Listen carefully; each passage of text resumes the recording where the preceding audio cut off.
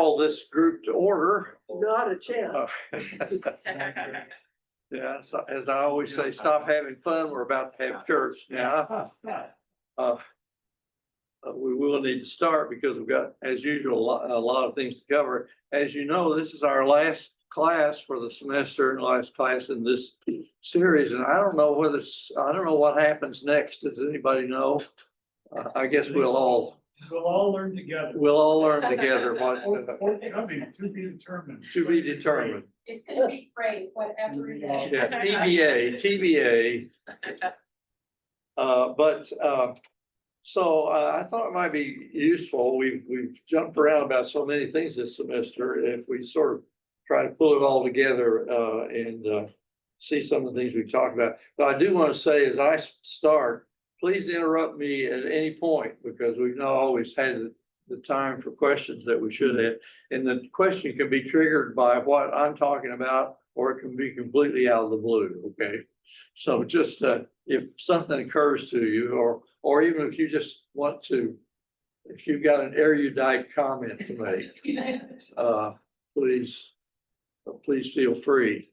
What we've been trying to do, let me go back and say that a lot of people treat the Bible like a book of magic. They think that you can close your eyes and point and then look down and the Lord will tell you exactly what you needed to hear.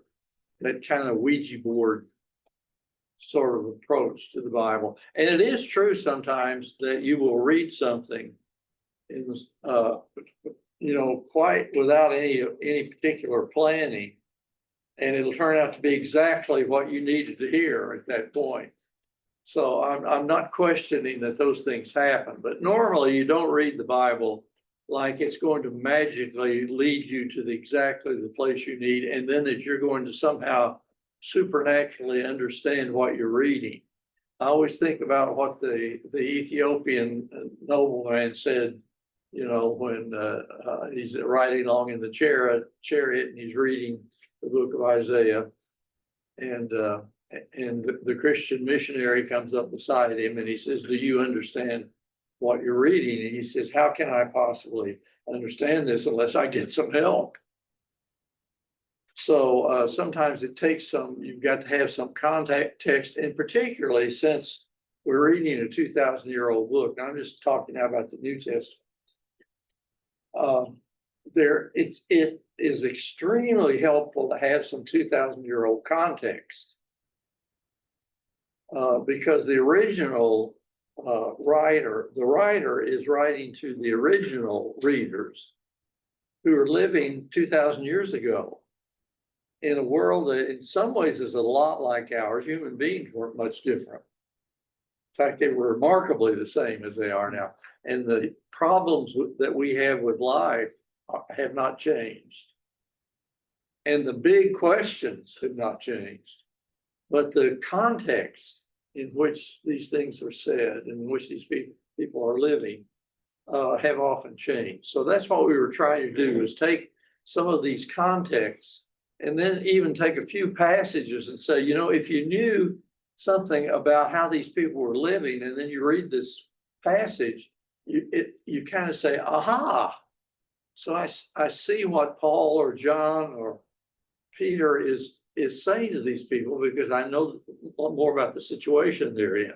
So that's kind of what we're doing. And I want to start this morning with geography. This goes all the way back to our first Sunday when we started this. And I just want to make a major point or two about each one of these because we obviously spent a whole class period on each one of them. The thing I want to say to you about geography is Christianity, we think of, for some reason, we still think Christianity is something that happens in the United States and to some extent in Europe. Mm-hmm. And it's so hard for us to understand that Christianity, the center of Christianity for hundreds of years was basically in what we today call Turkey. That's where Turkey and Syria and Palestine and Egypt and North Africa and Greece and a little bit in Rome. I mean, if you've been watching, every time we get a new pope, I was talking to somebody this week and they said suddenly all the reporters become Catholics. They're all, they just entirely take a Roman Catholic viewpoint about everything. But Christianity's strength was not in Rome and Italy. That was kind of an outlier. The center of Christianity, at least from the 3rd or 4th century on for 1,000 years, was Constantinople, Istanbul, and Turkey, and Alexandria in Egypt, and so on. This was where the Christians were. This is where the power of Christianity was. And by the way, there are still literally millions of Christians in those places that American Christians have no idea. They have absolutely no idea. And all those countries in Eastern Europe, Bulgaria and Romania and places like that, and you think, no, those aren't Christian. But in fact, most of us think, no, those are communist countries. Well, they all have bishops and they have churches and they sing hymns and so on. We just don't realize that. So the first thing you need to realize that the geographical context of the Bible is not Texas. Okay, sorry. Come on. It's not, or even Tennessee. It's Turkey, it's Syria, it's Palestine, and it's Greece. Basically, that's where it is. Okay. Now, the second thing we talked about was food and eating. There's so many things can be said about that, but the one thing I'd like to go back and emphasize is you need to know the way ancient people ate their meals, because there's so much in the New Testament about eating, not to even mention that one of the central acts of our worship to this day is to have a meal. And so whenever you read in the New Testament about a meal, or wherever you see connections being made between the Lord's Supper and a meal, a picture needs to come in your mind of what that would have meant to a 1st century Christian. And the way 1st century Christians ate, unless they were sort of picnicking, which they did, like we do sometimes, brown bagging it, they had the equivalent of that. But if you were eating a meal in a home, and of course we know that for the first couple of centuries, the early Christians had their meetings, and they prayed and they sang and they studied the scriptures in homes. And when you ate in a home, you ate in the room that was called the triclinium. And it has that thing tri, T-R-I at the first, because that means 3. And the room had a table went down there, and then a table across the back, and then a table up here. 3 tables. And then the servers could come in the middle and serve everybody at the table. And in most, now the picture does not show this so well, but normally you could also go around the back of the table. You could go either in the front of it or the back.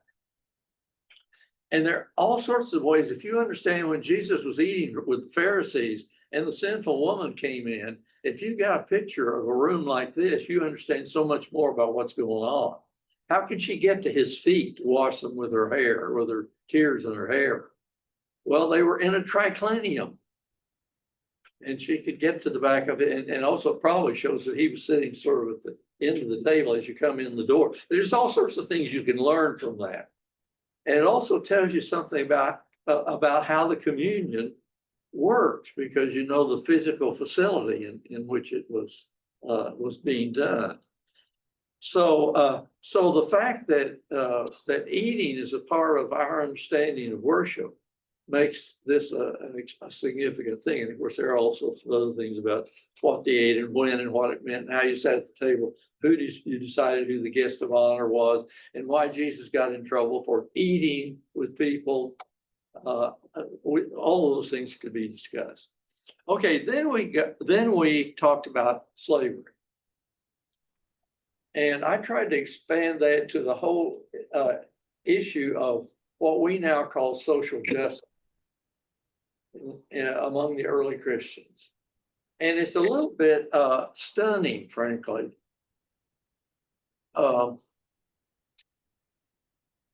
You know, slavery, just to take one example of social injustice, slavery permeated the ancient world, as it has, by the way, permeated every age of the human race up until the last 150 to 200 years.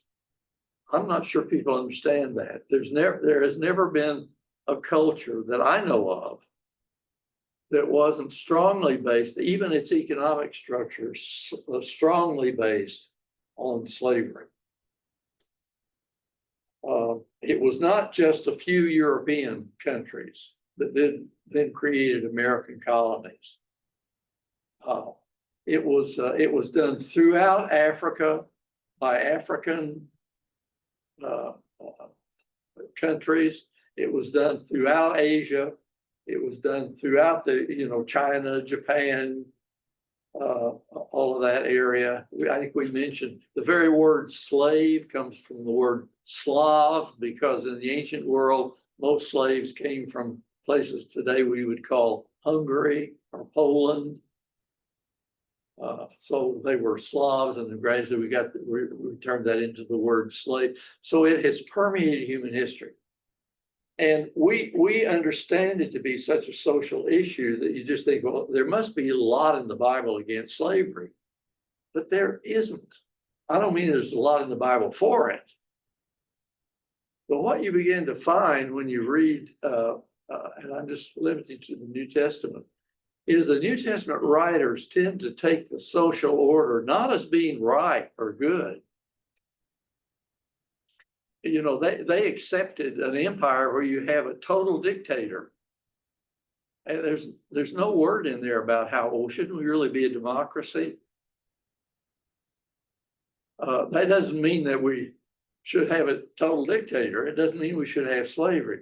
It's just that the general approach they took was to see the evils of this world as givens and to try to escape them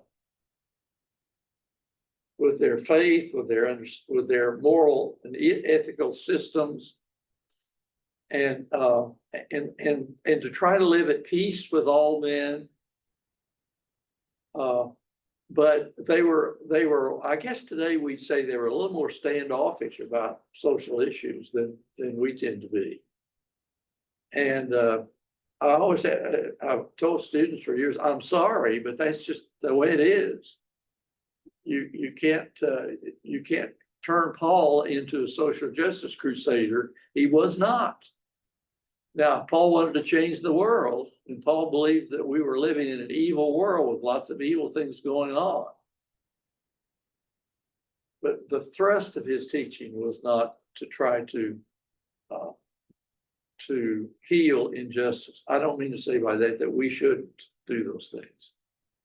But it's just an interesting thing to watch as you read through the scriptures. Then we talked about the family, and in particular, I'm going to sort of pull this all together: the family and the emperor. And the reason I put the emperor in there is because the name of the title or description that ancient people had of the emperor was the pater familias, or the pater patre, the father of the country. And the emperor was thought of as having the place in the empire that the oldest male had in a household. And I don't know if you, whether you were here the day we discussed this or not, but there's an interesting distinction in ancient thought between family and household. And the household was more complex. It included if there were slaves or servants. It included the clients if it was had a family business. It was a group of people who were not necessarily blood kin to each other. That was the household. So when it says that Peter baptized Cornelius and his household, that just doesn't just mean Cornelius' wife and his children. He was a centurion. He was a high-ranking officer. There was probably a lot of people. So that's a household, and that had one sort of set of rules. And by the way, the very earliest churches were kind of an extension of the household. See, they met in someone's house. And that, by the way, is one reason why there's no gender, no question about gender and all the things that we have, spent so many years working on in modern times. The household just continued to function like the household. And who hosted things in the household? Well, the woman did. So I think that's why you don't find a lot talked about that. They're talking about that because we have tended to think about leadership of worship in terms of who has the microphone or stands behind the pulpit. They're meeting in a house where they have the concept that this is an extension of our household. Look at the end of Romans where it says, "I greet so and so and so and so, a man and a woman, and the church that meets in their house." See, that's an extension of the household. So you had this, and this is the way everybody thought. And the oldest male, not necessarily, it wasn't necessarily mom and dad and the kids. Sometimes the pater familias, the father of the family, might be the grandfather. It tended to be the oldest male. And then it was passed along genetically, unless that didn't work out for some reason. If there was not another older male. And you find pater familiae who are not men. There are a couple of them in the New Testament. Anybody give me a name? Lydia is specifically mentioned as being head of her household. So these things, we tend to not only not read the Bible in its own day, we tend to sometimes export our issues, our cultural and so on issues into the biblical text when that's not what they were dealing with. But anyway, this whole family structure thing is an important thing to watch. And when Paul calls Timothy his son, that's very interesting. And that takes some for us to study that, to see exactly what that means. For someone to say they're someone's father in the faith, what does that exactly mean? And so on. Well, anyway, let's move on. Now we spent several weeks talking about paganism. And for example, we spent 1 week talking about temples. Temples were everywhere. Sometimes, a temple is not an auditorium, all right? By the way, I can't get run down all these rabbit holes, but years and years ago, I had the opportunity, they were opening the new Mormon temple in Washington, D.C. I don't know if you've ever seen that building. And it had not been consecrated yet, so people who were not Mormons could go in there.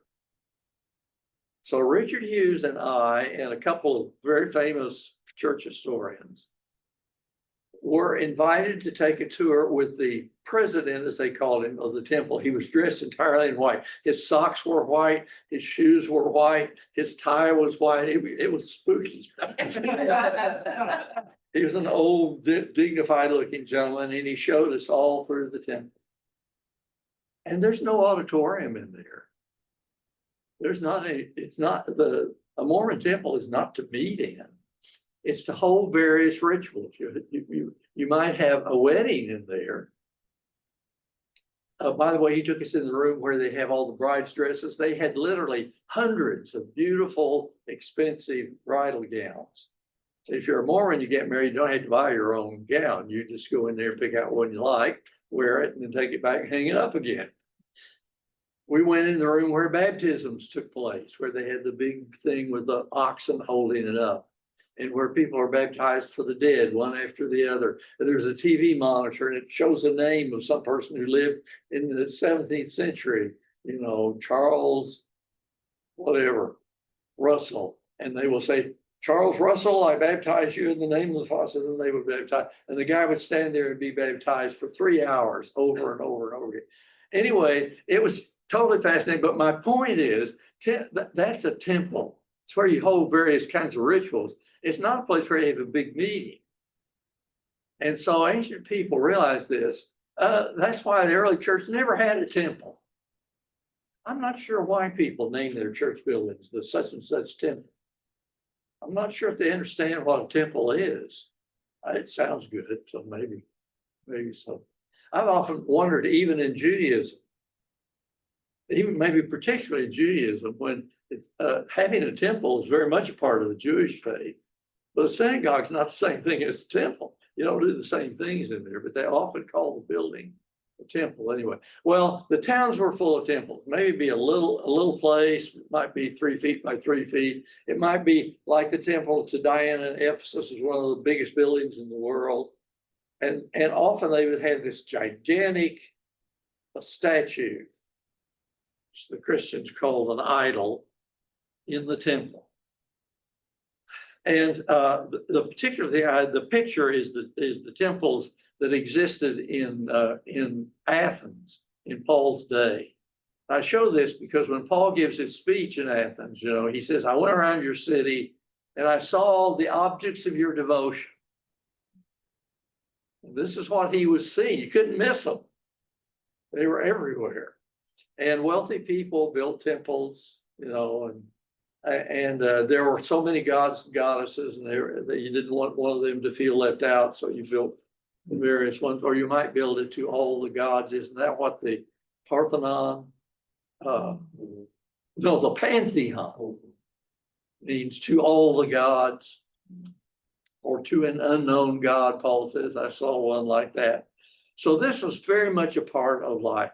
And to me, the thing I like to underline in Paul's speech to the Athenians in the middle of all these temples is, he says, "We know that God does not dwell in temples made with hands." And the human race, even the Christian part of it, has had a very hard time accepting that. We still want to create sacred spaces. And that's why, if you may remember, I said this is, I think, why we started calling the church building a sanctuary, a holy place. I think Paul would just cringe if he heard us do that, but I won't attribute things to Paul. But anyway, I have a feeling that he would. But certainly temples were a part of people's everyday life. And the Christians had problems about what to do about those temples. If somebody wants to have a meeting in temple, or somebody wants to christen their child, so to speak, or have some kind of a ceremony for someone, they want to do it in the temple, or they want to use food that's been consecrated in the temple, or as a part of a sacrifice. What do you do about it? And notice how often Paul has to deal with that with the early Christians. How do you get along in a culture that's basically pagan? Imagine if you belong to the Kiwanis Club, or those things like that still exist, or the Elks or the Moose, or whatever those clubs were. And imagine that you were a Christian, but everybody else, worshiped Mars. And whenever you went to the meeting of the Elks Club, they started by saying, "And brother so," because they call one another brother in those three, "and brother so-and-so, would you lead a prayer to Mars for us this morning? And you're a Christian." These are the problems the early Christians had, and Paul deals with some of those. Okay, so that's one part of the whole business about paganism. Secondly, we spent a whole Sunday talking about Tyche, or Tyche, the goddess of luck, because these gods like Mars and Jupiter and so on, those were sort of the national gods. But in your everyday life, by the way, most ancient people, pagans, didn't believe that the gods were interested in them. They had no personal relationship with any of these gods or goddesses. But one goddess that they did have a personal relationship with was Tyche, luck. The Romans called her Fortuna. They had a day-to-day relationship with her, and they wanted her on their side. And so ancient people were constantly saying little prayers to Tyche. And ancient coins are full of pictures of Tyche. Every town, even tiny towns, had a Tyche. They had a goddess of luck that was their own particular one. And I think I mentioned that day, we still maintain this thing where we say, you're going to Las Vegas, well, may Lady Luck be with you. That's just the ancient Tyche. She's still around. And whenever we kiss something before we kiss the dice before we roll them, you're kissing Tyche. I don't know whether you knew that or not. So we have kept it. We've just eliminated the pagan terminology for it. Well, the picture I chose was one of a coin from Caesarea Philippi that was minted by Herod Agrippa. And here he is, good Jewish king, you know. But on the coin, there she is, Tyche. And you see what she's doing. She's got a basket full of fruits and vegetables. She's bringing a great harvest to the land. And she's holding her hand out. I think in this particular coin, she's holding branches of wheat. Sometimes they're holding a victory wreath. Tyche will be holding a victory wreath. And what it basically means is every time you spend one of these coins, you're saying a little prayer, Tyche, bring us prosperity and bring us victory. And so that's pointed out on the coin. This coin also says, in the year of King Agrippa. So this is the Agrippa we know that once had a conversation with Paul, but he's got Tyche on his coin. So this is right here in the biblical period. Okay, then the next time we talked about the mystery religions. This is still under paganism.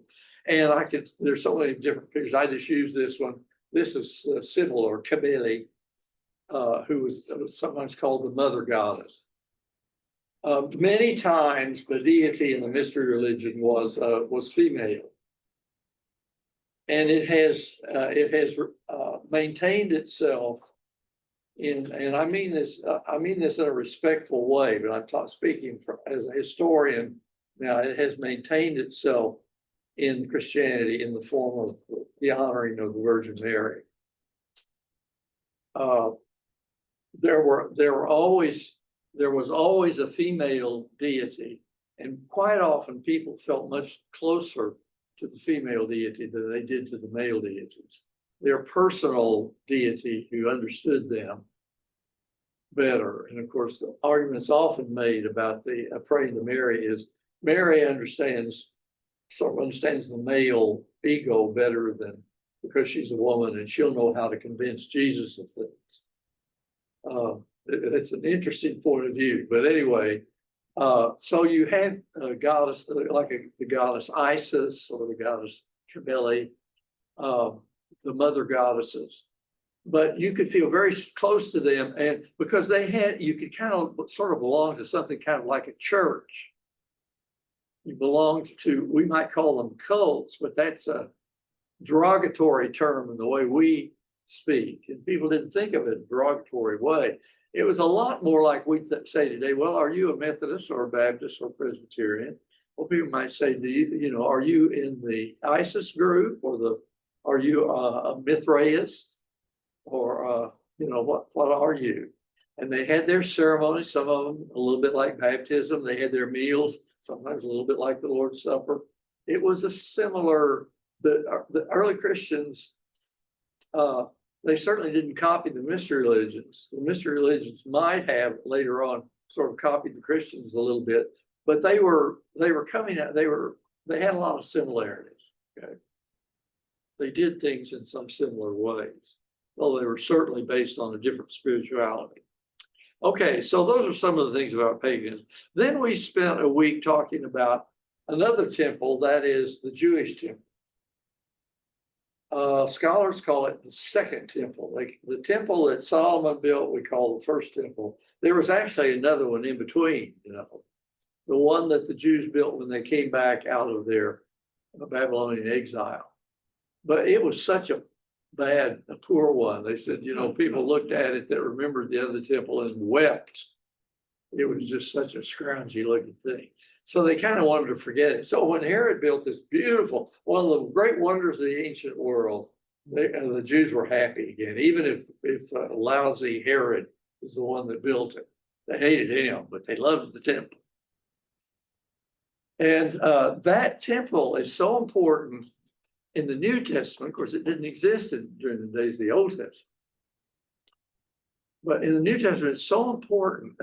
for one thing, Jesus taught in the temple. Jesus his confrontation with the scribes and Pharisees was in the temple. And then after Christianity started, the church, the baby church met in the temple, not in the building. The whole place was the temple. The building was the sanctuary, but it was a massive place with huge courtyards all around it and these colonnades that ran all the way around it. The book of Acts says that the Christians met in Solomon's porch. That's one of those long colonnades that were kind of like, do you remember when we used to go for picnics Sunday after church in the parks and they had these things that just had a roof and no sides, just the roof, and there were picnic tables inside it. What do you call that? Pavilion.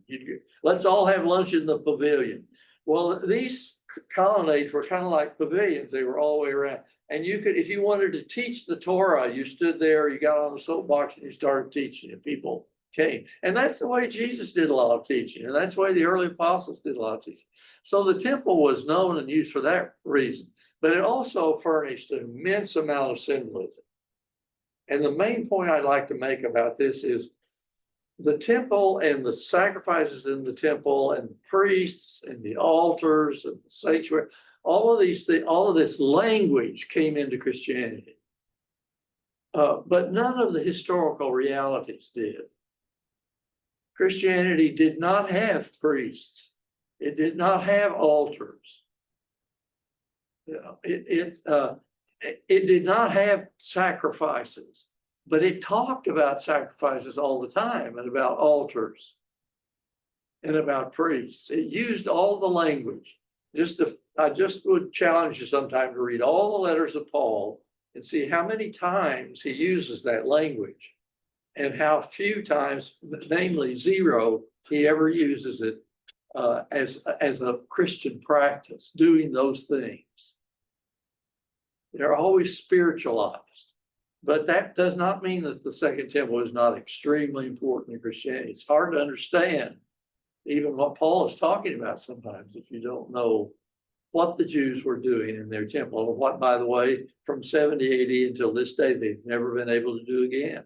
Mm-hmm. Now they know how to do that, and if they are ever able to build a temple again, they'll be able to pick it up by 3 this afternoon. They'll know exactly what to do and how to do it, because they've been studying that in the synagogue for all these centuries, waiting for the time. But the Messiah will have to come back before they build that temple back again, but that's a whole other story. Okay, then we talked about kings and governors. The emperor is one thing, but the Roman Empire had the emperor had under him what were called client kings. They were allowed to call themselves kings, but they had a boss. They weren't really sovereigns, but they were a king. And that's like the Herods, but there were lots of these client kings. They're not mentioned much in the New Testament. The Herods are, of course, all the time. And then there are the Roman governors, and those are people that we know well from even from our Sunday school days. There's Pilate, there was Festus, Felix. These were the Roman governors. So the local government might be controlled by somebody who was allowed to call himself a king, or it might be controlled by a Roman governor who was probably a politician from back in Rome who had been sent as part of his climbing the political ladder, would be made the governor. And then he would, by the way, if you were made the governor of Palestine, you were still way down on the totem pole. What you wanted to be was governor of Egypt, governor of Syria. Now that was, you were moving up in the Roman establishment. But these guys like Pilate and Festus and so on, they couldn't wait to get out of there. And they are only there to by foul or fair means to get as much money out of the local people as they could. That's why they were almost always hated. They were crooks, at least while they were there. Later on, they might regain their reputation. But the picture I wanted to show is this little coin. It's a very common coin people find them in their gardens today in Israel to this day by the hundreds. And it's a coin minted by King Agrippa, who was one of these client kings, and who is the one that interviewed Paul and said, Paul, are you trying to make a Christian out of me? You know, in the book of Acts. It's interesting because they've talked a lot about what this thing is on this coin. Around it, it says King Agrippa. It looks like an umbrella, right? And I think it is. I think it was the symbolic umbrella that if you were a king, somebody walked around and held an umbrella over you all the time. And I have a picture of my father and he used to go on mission trips in India, and the local people treated him with tremendous respect, as they tended to do. And they drive him around in a donkey cart with a big just thing with his name on it in the top. And anytime he got out to walk around, there would be a couple of teenage girls that would run up and hold an umbrella over him the whole time. So it was hard for him to come back to the States.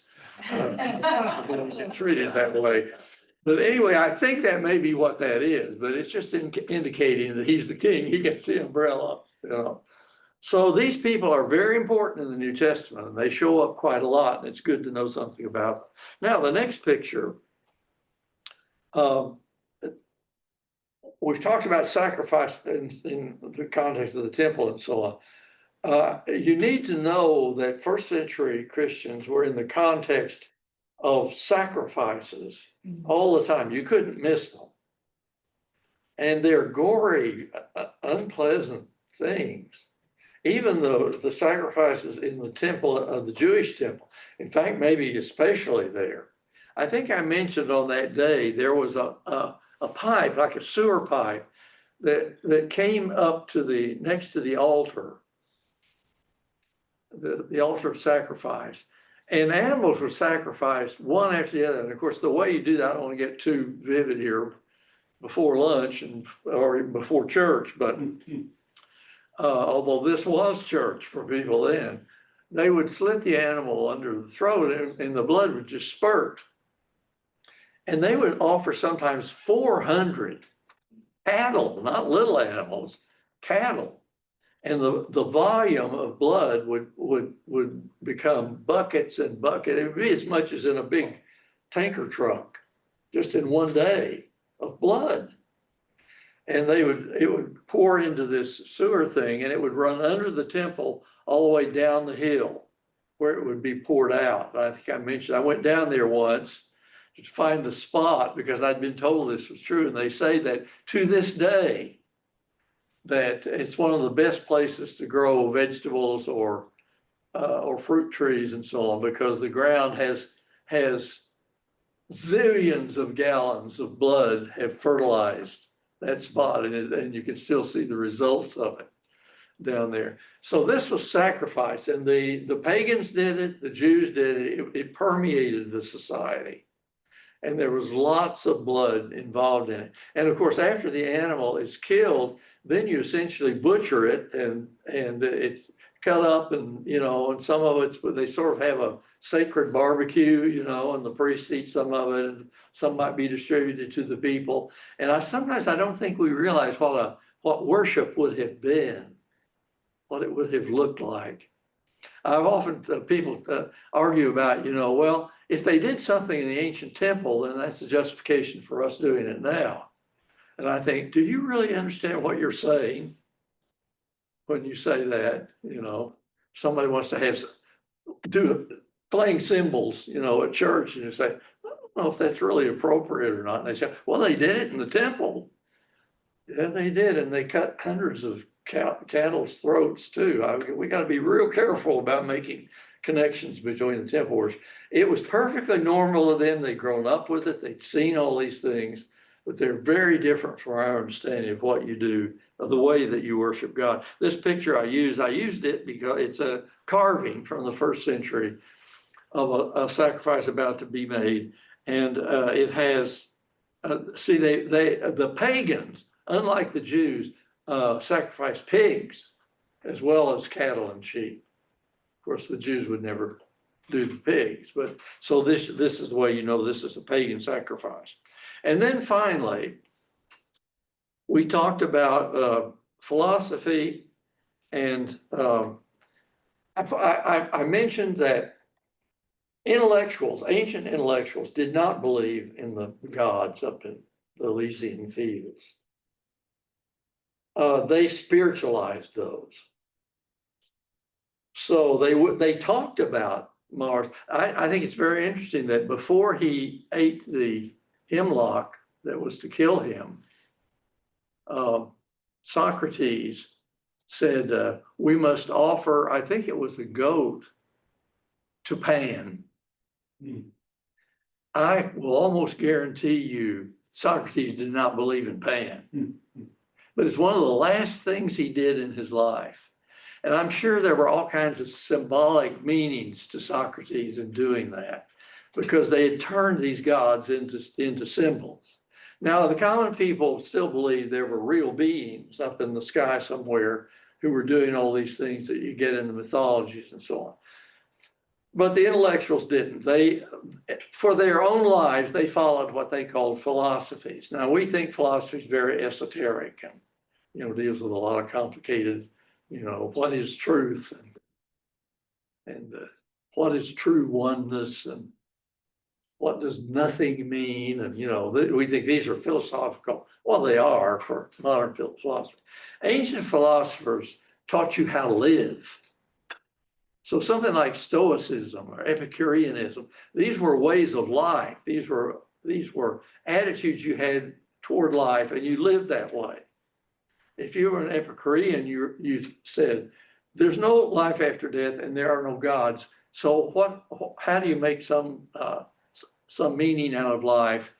Pleasure. We all know that pleasure is good. So let's get as much pleasure as possible and let's live that way. And the Stoics had a much, something we would sympathize much more with. I won't go into what the different ones were, but that was just a way of life. And then you had others that were a little bit stranger. They had stranger views, but they still sort of fell into the philosophies. And last week we talked about Gnosticism. Gnosticism actually fought with Christianity for 200 or 300 years, and people would have to choose, am I going to be a Christian or am I going to be a Gnostic? Or another, Mithra, the mystery religion Mithra existed for 300 or 400 years after the coming of Christianity. So you had some choices. You didn't just have to either be a pagan or a Christian. You had choices. And the New Testament reflects these things sometimes in subtle ways that we might not know otherwise. What I show you is the picture of this whole Gnostic library that was discovered in Egypt in 1945. With all of these books that go way back to the 3rd and 4th centuries. And they mention, they talk about Jesus a lot. And you think, oh, these are Christian documents. But they aren't. When you begin to read them closely, you see that this is a different Jesus. And then you go back and you read a passage in the New Testament that says somebody is coming there teaching another Jesus. Or it'll say, if somebody comes to you and says, Jesus did not come in the flesh, that person is the Antichrist, because these people spiritualize Jesus, spiritualize the human part of Jesus. Yes, there was a Jesus, they say. He was a mystical angel that came and he could make you think he had a body.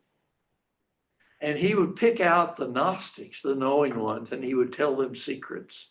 This was a very popular religion.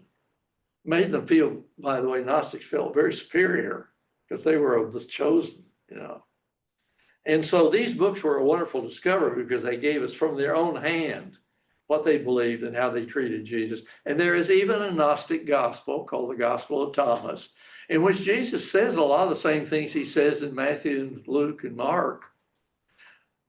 Sometimes without any change at all, but often with a little subtle change that changes him from the Jesus born of the Virgin Mary. Jesus came and dwelt among us and was flesh of our flesh, that somebody like the Apostle John would say. It's not that Jesus. When you read it carefully, it's not that Jesus. And then you begin to see passages, particularly in the writings of John in the New Testament, that keep telling you, don't let anybody tell you that Jesus was not a human being. He was. And he had blood and bones. And he had human emotions. And so Mark will say, what Mark will show us a flash of anger or of distress in Jesus, which some angelic sort of Captain Marvel that came from, and lives on Krypton. I'm mixing my metaphors here. He's not something like that at all. He was born and he lives among us. And this is the Jesus. And so they had to work really for hundreds of years. And if you look at the early creeds, that's one of the points they're very careful to make. That Jesus came in the flesh because it was being threatened. So anyway, that's what we did. So those of you who didn't come to any of it, say it didn't matter. You've just been wasting your time because you got the whole thing today. So, but anyway, I said I'm going to leave time. But does anybody have any question, or did I just talk too long and not leave time? Anybody? Well, I hope you found this useful, and we didn't talk about everything that you could talk about. Sort of put it in the back of your mind sometime to spend a little more time on your own, especially now that you got the internet and AI. It knows all these things. And always read a biblical passage and say, if I were living 2,000 years ago in some town in Greece or in Turkey, how would I read this? What would that mean to me? And it might be something that will come to you in the 21st century that you hadn't seen before. Anyway, thanks a lot. See you at church. Thank you, John. Thank you.